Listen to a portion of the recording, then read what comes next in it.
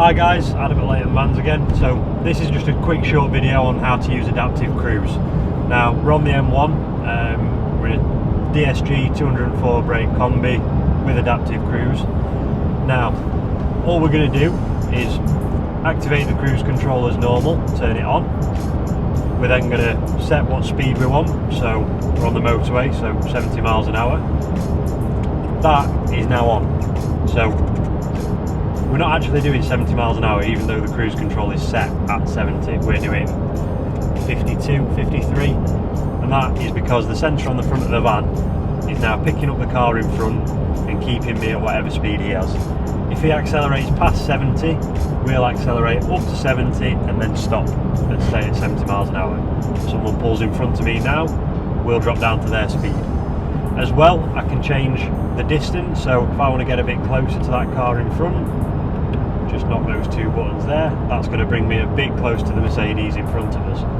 As well, if I want to drop back down, I think now I'm getting a bit too close, I can put more of a gap there. Also, when that goes off, we can change the speed, so if we want to drop back down to about 55, we can leave it there. If they go faster, we'll stay at 55.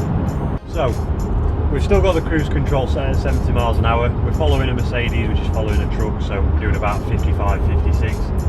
Now there's a gap coming up, so if I indicate, without my feet on the pedals, if I indicate now, the van will realise I want to speed up and go past something.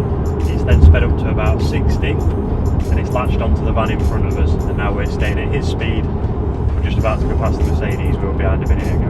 Again, if I want to go past that van, I'll indicate. We'll now speed up to 70 because there's nothing in front of us, and we'll carry on at 70 miles an hour. As well as having adaptive cruise, this van's also got side scan, which is little cutouts in the mirror there. Basically, as something comes up the inside or the outside of you towards the back in your blind spot, that will light up on obviously left hand side if it's on the left hand side, right if it's on the right hand side.